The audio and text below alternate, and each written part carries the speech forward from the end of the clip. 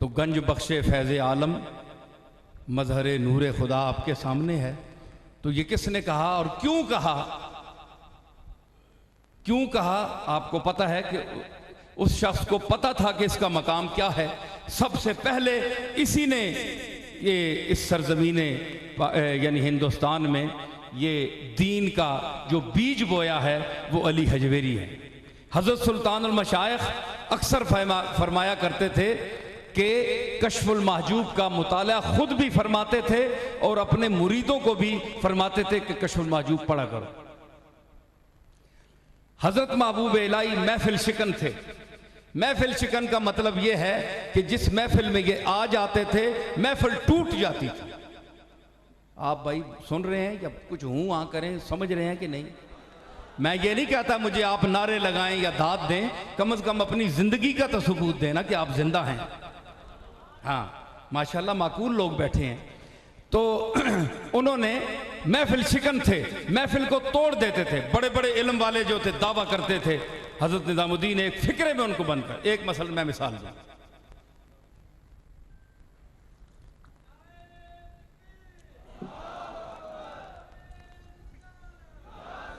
देखे ना, ये कहते हैं इन लोगों के पास क्यों जाते हो, इनके पास क्या है? वो मैं क्या है कि तफसीर करना चाहता हूं कि इनके पास कुछ है तो ये लोग आते हैं, अल्लाह भेजता है तो ये लोग आते हैं।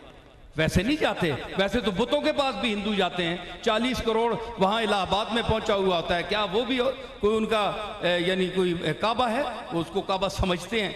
काबा समझ लेना और बात है और काबा होना और बात है। बात समझी मेरी आपने? काबा समझ लेना किसी चीज को, अब ये ऐनक है, इसको आप खुदा मान लें, इसके सामने सजदा शुरू कर दें तो ये आपका एक अकीदा है। इस पर आप 4 बंदे 10 बंदे 50 बंदे पीछे लगा लें और इस ऐनक को खुदा समझ ले, सजदा कर दे, तो ये खुदा है तो नहीं है, आपने समझ ली है नहीं। तो वो समझ लेते हैं, होते नहीं हैं। और ये जो हम समझते हैं बेफजल ही ताला, ये उससे भी अल्लाह ताला के फजल से कुछ ऊंचे हुए होते हैं। समझ आई ना? तो उसने सवाल कर दिया। आज मुझ पर शायद ये सवाल होता और मशाइख के मुतल्लिक तो मैं नहीं कहता, माशाल्लाह ये तो जवाब दे लेते, लेकिन मेरे लिए मुश्किल था। अगर महबूब इलाही पर ये किए जाना वाला सवाल अगर मुझ पर हो जाता तो मैं मुश्किल में पड़ जाता। मगर महबूब इलाही ने एक नज़र में ज़रा हल्की सी तवज्जो में ऐसा जवाब दिया मुस्कित कि नातका उसका बंद कर रख दिया। उसने सवाल किया, तुम अल्लाह के ठेकेदार बनकर बैठे हुए हो हैं? अल्लाह अल्लाह अल्लाह सारी दुनिया को पीछे लगाया हुआ है, पागल बनाया हुआ है। बाबा साहब के मुतल्लिक भी फरमाया, रवायात में आता है, मैं बाबा साहब की बात भी बता दूं। बाबा साहब को एक आदमी ने कहा कि तू यहाँ बुत बनकर बैठा है अजोदन में हैं और लोगों की को प्रस्तश कराता है, अपने आप के सामने झुकते हैं लोग, तेरे पाँव चूमते हैं, चाटते हैं, तो ये तू क्या बुत बनकर बैठा है? तू खुदा बनकर बैठा है? देखे बाबा साहब ने क्या जवाब दिया। बाबा साहब ने फरमाया कि ई बुत मन न साख्ताम खुदा साख्तास्त। ये बुत जिसको तुम फरीदुद्दीन का बुत कह रहे हो, ये फरीदुद्दीन ने खुद नहीं घड़ा, उसको तो तुम खुद घड़ते हो। ये अल्लाह का घड़ा हुआ है। मेरा वजूद तो अल्लाह का घड़ा हुआ है, ये अल्लाह का बनाया हुआ बुत है। तो अपने बनाए हुए बुतों के सामने तो तुम झुकना जायज समझते हो, तो उसके बनाए हुए बुत के सामने अगर कोई झुक जाए तो नाजायज क्यों है? बंदा खामोश हो गया। ये बाबा साहब ने जवाब दिया।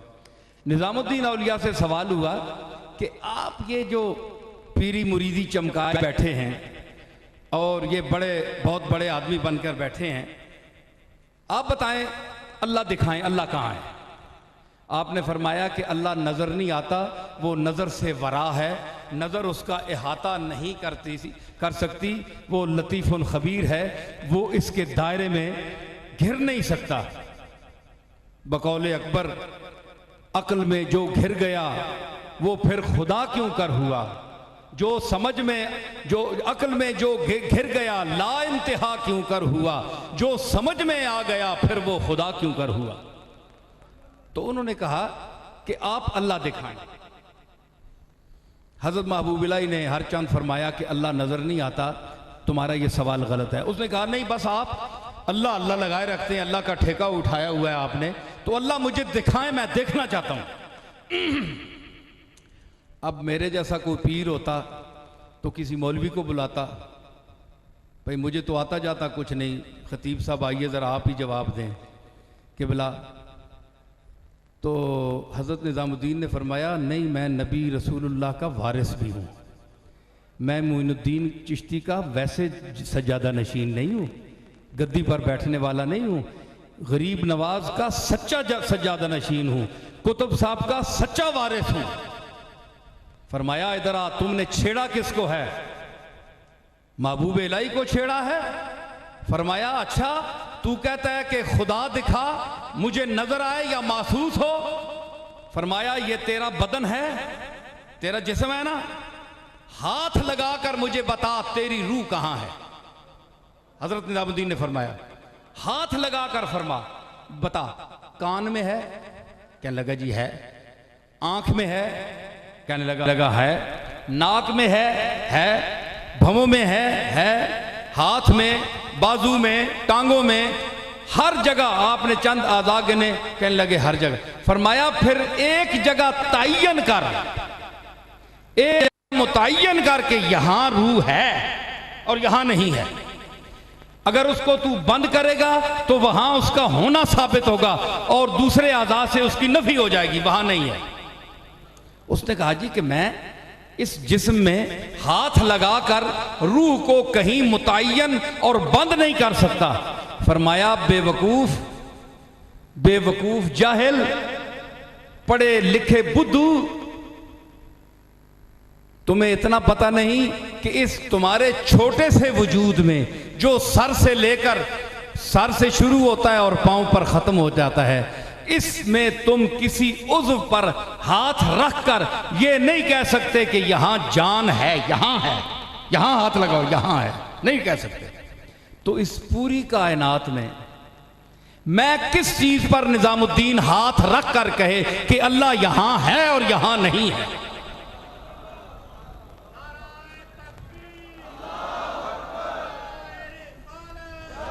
गल सुनो, ये नारा तुसा मां नहीं देना, ये नारा तुसा हजरत महबूब इलाही नहीं, इस जवाब नहीं, तारीफ करने में तुसा नारा उठाना है। बड़ा शोधा नारा मारिया, बड़े अफसोस की गल है। नाराए तकबीर, नाराए रिसालत, नाराए हैदरी। देखा करो मौका होना है कोई नारा। इतनी आला निजामुद्दीन औलिया की मैंने बात की तो सारे लोग बड़े मतानत से सुन रहे हैं। आप में कोई जज्बा नहीं है, सिर्फ पीरों को बस ये टरखाते हैं। आप को अंदर जज्बा पैदा करें। अपने मशाइख की जो बात सुनाई जा रही है उसमें इज्जत का वो पहलू भी होना चाहिए। तो मैं अर्ज कर रहा हूं कि हजरत निजामुद्दीन ने फरमाया कि एक हाथ एक जगह रखो हाथ। उसने कहा जी मैं नहीं रख सकता। फरमाया फिर इस कायनात में मैंने किसी जगह निजामुद्दीन ये नहीं कह सकता कि ये काबे में बंद है, दैर में बंद है, बुतखाने में है, कलीसा में है, गिरजा में है, कहाँ है, किस चीज में है, तय्युन नहीं किया जा सकता। जब तुम छोटे से वजूद में अपनी जान का तय्युन नहीं कर सकते तो निजामुद्दीन किस तरह कायनात में इतनी बड़ी जात का तय्युन कर सकता है? तो ये उन मशाइख की हाजिर जवाबी इसलिए थी कि वो इल्म वाले थे, जी इल्म मशाइख थे। उन्होंने कुरान और हदीस को पढ़ा था, सारी जिंदगी कुरान और हदीस की इशाअत में पहले खुद पढ़ा, फिर पढ़ाया, फिर उसको पहले अपने आप पर नाफिज किया, फिर लोगों को समझाया। आज मुल्ला और पीर में क्या फर्क है? मुल्ला पढ़ाता है, पीर जो पीर थे, मैं उनकी बात कर रहा हूं, जो पीर थे जिनकी ये मजलिस है, वो पीर ऐसे थे कि आज पीर गद्दियों के मोहताज हैं और वो पीर वो थे कि गद्दियां जिनकी मोहताज थी, कि वो फरीदुद्दीन जहां बैठ जाता था वो गद्दी बन जाती थी। आज हम गद्दियां देख रहे हैं कि हम उस गद्दी पर बैठेंगे तो हमें कोई पहचानेगा नहीं। फरीदुद्दीन वो था, निजामुद्दीन वो था, कुतुबुद्दीन वो था, मोइनुद्दीन वो था, मुहय्युद्दीन वो था। कि जहां बैठ गए वहां गद्दियां बन गईं, और हाफिज की जबान में कि बरजमीने के निशाने कफे पाए तो बवद सालहा सजदे साहिब नजरा खाद बूद, कि तेरा नक्शे पा जिस जमीन पर लग जाए साल हा साल क़यामत तक अहले नजर उस पर सजदे करते रहेंगे।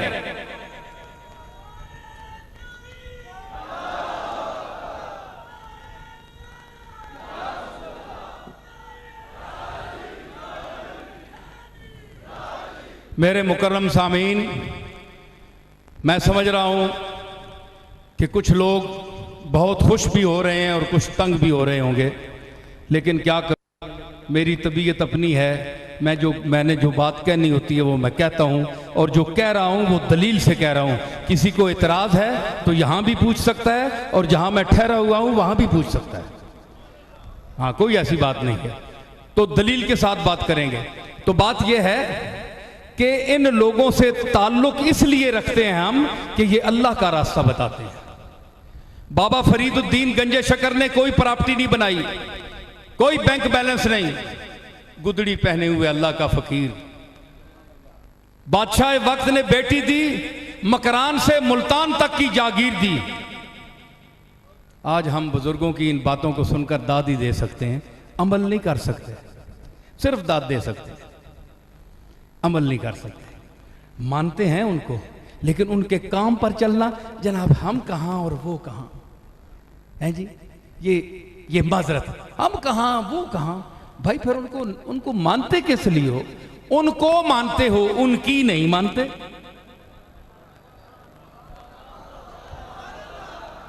जबान का लुत्फ लो। उनको मानते हैं, उनकी नहीं मानते। बाबा साहब बड़े बुजुर्ग हैं, 12 साल कुछ नहीं खाया, फाके से रहे, ज़ोदुल अंबिया लक़ब पाया। भाई आपने भी कभी उनके नक्शे कदम पर चले? आपने कभी अमल किया? नहीं साहब, हम तो दुनियादार लोग हैं, बस उनकी तारीफ सुनते हैं और तारीफ करते हैं। बाबा साहब फिर क़यामत के दिन जूते भी मारेंगे जी, इसलिए कि हम उनको वैसे ही मानने वाले हैं, हम उनके सच्चे मुत्तबे नहीं हैं। इसलिए कि औलिया अल्लाह का हक अदा करना जो अकीदत का है कि आप उनके उसवे हसना पर चलें, आप उनके उसवे हसना पर चलें, वही दयानतदारी करें। अरे बाबा फरीद तो वो इंसान था, अजोदन में आए, बख्तियार साहब तशरीफ फरमा हैं, आपके मकान के सामने जो उनकी बैठक है, छोटा सा वो एक पत्थर रखा हुआ है, वहां आप पहले बैठे थे, तो हिंदू जमीन नहीं लेने देते थे। आपने कहीं से कुछ लोग आए अल्लाह की तरफ से या किस तरह से कुछ पैसे इकट्ठे हो गए, आपने कहा आप मैंने कुछ जगह लेनी है, यहाँ फ़कीर बनकर बैठा हूँ, तो मैंने कोई अल्लाह की रास्ते की कोई तबलीग करनी है, कुरान और सुन्नत की, मैं कुछ जगह भी बनाऊँ। अब वो इतना तसल्लुत था हिंदुओं का कि वो जगह ही नहीं देते थे। आपने मिन्नत समाजतकार के पैसे दिए, जगह ले ली। सरदार को पता चला, उसने कहा कि ये बाबा जो बैठा हुआ है आ गया, अरे तूने ली है जमीन? बाबा साहब ने देखा, हाँ मैंने ली है। सबूत कागज निकालो, ये तुम्हारे नाम है कि नहीं? ये तारीखी बात मैं कह रहा हूं, तहकीकी और बड़े मुस्तनद रिवायत में पेश कर रहा हूं, ये कोई छोटी मोटी किताबों की नहीं कर रहा हूं मैं। और ना हम औलिया अल्लाह की खुशामद करते हैं, जो उनके हकायक हैं, जो उनकी शान है वो बयान करते हैं, और मैं खुशामद का भी कायल नहीं हूं, चाहे मेरे अपने बाप दादा हों या किसी के हो। देता अल्लाह है, रिज़्क़ अल्लाह देता है, कोई वली नहीं देता, अल्लाह देता है। तो उन्होंने कहा कि ये क्या है जमीन, इसके कागज बताओ, कागज क्या है? बाबा साहब ने कहा मेरे पास कागज तो नहीं है। उन्होंने कहा फिर सबूत ही तेरे पास नहीं है, पटवारी के पास कागज तुम्हारे लिखे हुए नहीं, फर्द नहीं है, तो तुम मालिक किस तरह हो? बाबा साहब बड़े परेशान हुए। देखे ना, अब जो मैं आपको नुक्ता बयान करने वाला हूं, मेरे बड़े मुअज़्ज़ज़ सामीन हैं और बड़े माशाअल्लाह ज़हीन लोग बैठे हुए हैं, तो इस मजलिस में आमद का जो खुलासा है वो मैं आपको पेश करना चाहता हूं, इसको ज़हन में रखें।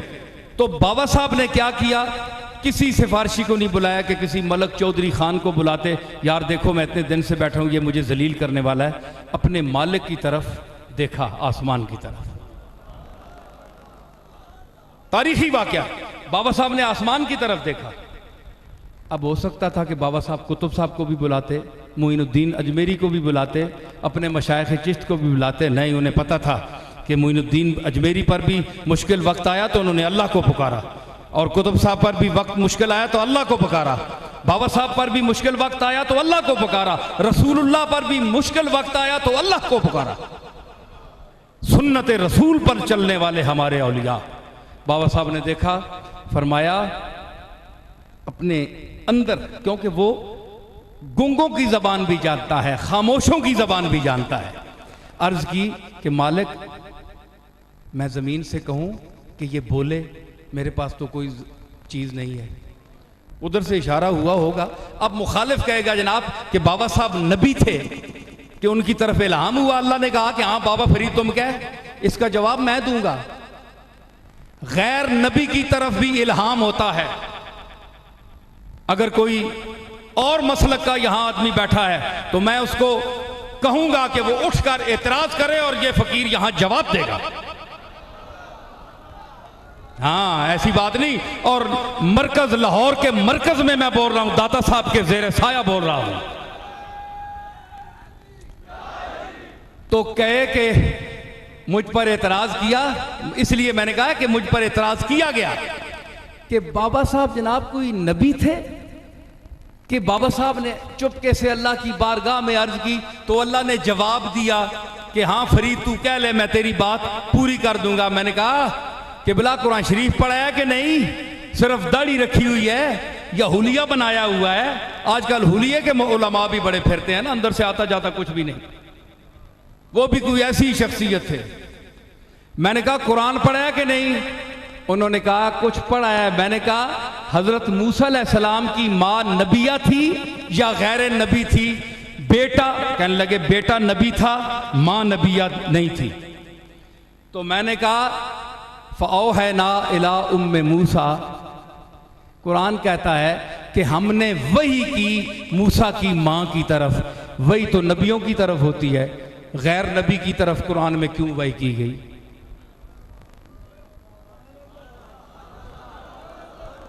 बाबा साहब की वही को छोड़ो, पहले मैं मूसा अलैहिस्सलाम की वही, मांग पर जो वही आई, वही तो नबी पर होती है।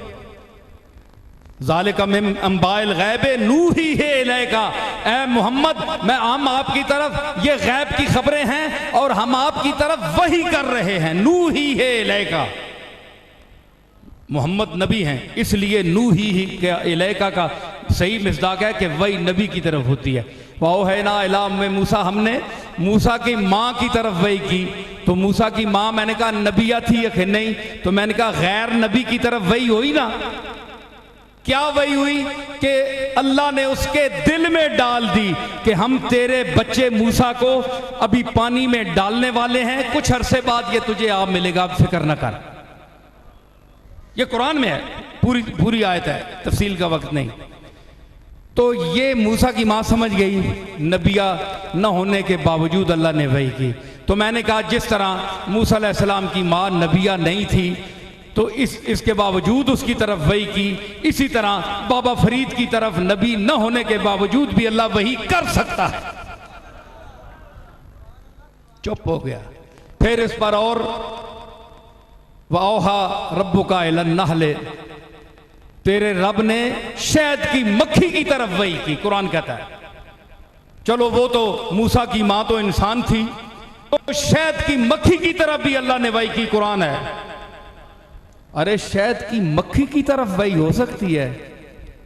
अल्लाह के मकबूल और इंसान, फिर अशरफुल मखलूकात, फिर इतना बड़ा वली जिसने सारी जिंदगी इत्तिबाए सुन्नत में गुजार दी और जिसका दिल आईने की तरह साफ था, उसकी तरफ अल्लाह की तजल्लियात वही नहीं आ सकती? तो वही की अल्लाह ने जवाबन फरमाया हाँ जो तू दावा करेगा कर, मैं पूरा कर दूंगा। देखा ना, मालिक से पहले इजाजत मालिक। गुलाम जो है बंदा वो हाथ जोड़ता है, मेरे मालिक मेरी इज्जत रखना। नबी भी पहले अर्ज करते थे, ऐसा ना हो कि हम दावा कर दें और बात पूरी ना हो। तो अर्ज की तो बाबा साहब ने सर उठाकर फरमाया, ऐ जमीन तू बोल और गवाही दे कि तू किसकी मिल्क में है। किताबों में आता है कि जमीन बोल उठी, वो टुकड़ा जो बाबा साहब ने खरीदा था, जमीन बोल उठी। देखे जमीन जामेद व साकित चीज है, गैर मुकल्लफ है, लेकिन अपने मालिक का ऐलान करे। पहले अल्लाह की किबरियाई का जमीन भी ऐलान कर रही है। जमीन ने क्या कहा? उसने कहा कि असली मिल्क तो अल्लाह की हूं, असली मेरा मालिक तो अल्लाह है। वलिल्लाहि मुल्कु समावाति वल अर्द, असली मिल्क तो मैं अल्लाह की हूं, लेकिन आर्जी तौर पर फरीदुद्दीन के मिल्क में हूं। वो हिंदू उसी वक्त कदमों में गिरा और वो उसने पढ़ा ला इलाहा इल्लल्लाह मुहम्मद रसूलुल्लाह, वो ईमान ले आया और उसके बाद सारे अजोदन की अक्सरियत हिंदू मुसलमान हो गई।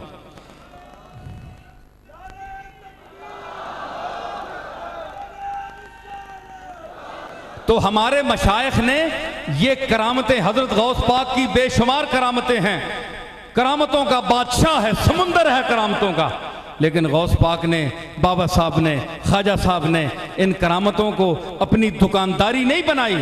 दुकानदारी, यही वजह है आज हम लोग दुकानदारियों के लिए पीरी फकीरी को इस्तेमाल कर रहे हैं। अल्लाह ने हमें राख के बराबर करामत नहीं दी, हम कुछ भी नहीं कर सकते। जिनको दी उन्होंने अल्लाह के रास्ते में उसको खर्च किया, अल्लाह के रास्ते में खर्च किया हैं। बाबा फजलुद्दीन कल्यामी को देखें, कितना ऊंचा आदमी, कितने मकाम का, और अपना गोश्त काट कर कव्वों और चीलों के सामने डाल रहा है और ऊपर मिर्च और नमक बांध रहा है। ये जुहद है, ये जफाकशी है। ये आज का इंसान कोई कर सकता है? कोई पीर कर सकता है? कोई मौलवी साहब कर सकते हैं? हमें तो जरा सा जख्म आ जाए तो दौड़ते हैं डॉक्टर के पास कि और कोई काम खराब ना हो जाए, मर ना जाए। तो वो लोग तो मौत को सामने देखते हैं, मौत की आंख में आंखें डालकर देखते हैं। हुसैन को देख ले करबला में, मौत की आंखों में आंखें डालकर हुसैन ने देखा। तो विलायत जो है ये चली कहां से? हुजूर के दर से। हुजूर के दर से अहले बैत में आई, अहले बैत ने तकसीम की सारी कायनात में विलायत। जनाबे हसन और जनाबे हुसैन के सदका तकसीम हुआ विलायत का। और ये हमारे सिलसिले चिश्तिया की जो इंतहा है वो अली उल मुर्तज़ा है। हमारा पीर अली है, हसन बसरी का पीर अली है, तो चिश्तियों का पीर है अली। अली की बीवी है फातिमा तो ज़हरा, बेटे हैं हसन और हुसैन। अगर आज के किसी पीर या सज्जादा नशीन की औलाद अगर मोहतरम हो सकती है तो क्या हसन और हुसैन की औलाद मोहतरम नहीं हो सकती? क्या किसी का बाप दादा हसन और हुसैन से मर्तबे में बुलंद हो सकता है? नहीं हो सकता। सब उनके जूतों के गुलाम है, चाहे कोई वली है, चाहे कुतुब है, चाहे गौस है, कुछ भी है। ना मोहम्मद से मिल सकता है, ना आले मोहम्मद से मिल सकता है। तो विलायत का फैजान ये अहले बैत का सदका है कायनात में। अल्लाह ने तकसीम किया अहले बैत का सदका, और ये हुसैनियत है जो हर वली को अल्लाह ने हर ऐद में अता फरमाई।